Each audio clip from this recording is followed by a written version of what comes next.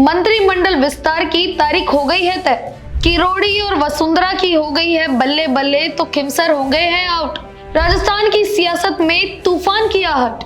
नमस्कार, मैं हूं खुशी और आप देख रहे हैं भारत रफ्तार। राजस्थान की सियासत में इस वक्त सबसे बड़ा सवाल यही है कि दिल्ली की दौड़ और जयपुर की खामोशी के पीछे क्या पकड़ा है।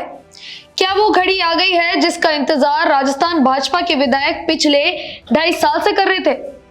जी हां, हम बात कर रहे हैं मंत्रिमंडल विस्तार की।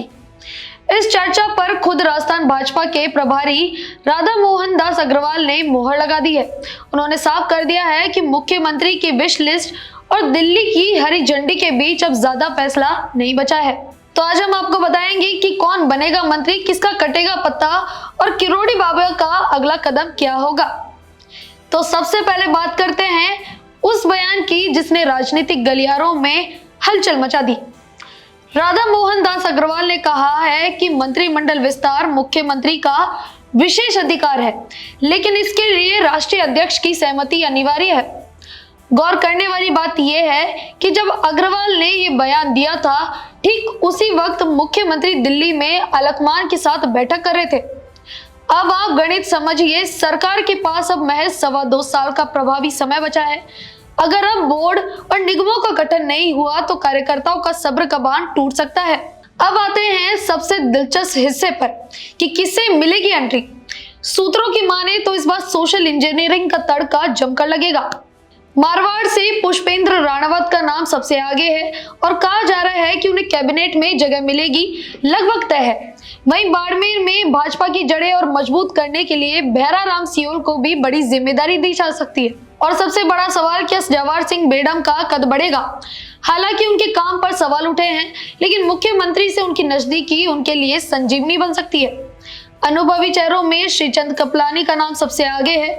वो विधानसभा के मंजे हुए खिलाड़ी हैं और सिंधी समाज का बड़ा चेहरा भी है। राजनीति में जब किसी की एंट्री होती है तो किसी न किसी का एग्जिट भी तय होता है।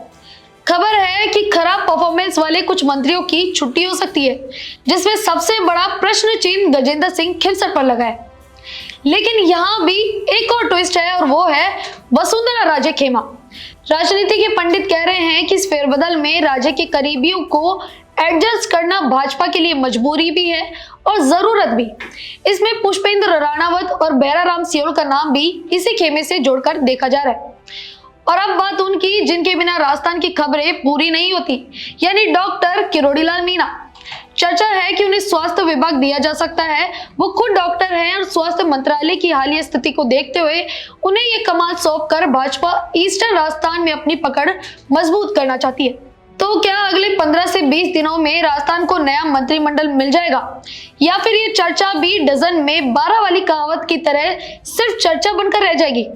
अगर ये बदलाव अब नहीं हुए तो आने वाले चुनाव में भाजपा के लिए कार्यकर्ताओं का मनाना मुश्किल हो सकता है। फिलहाल के लिए इतना ही। आपको क्या लगता है किस विधायक को मंत्री बनना चाहिए? हमें अपनी राय कमेंट बॉक्स में जरूर बताएं और देखते रहिए भारत रफ्तार।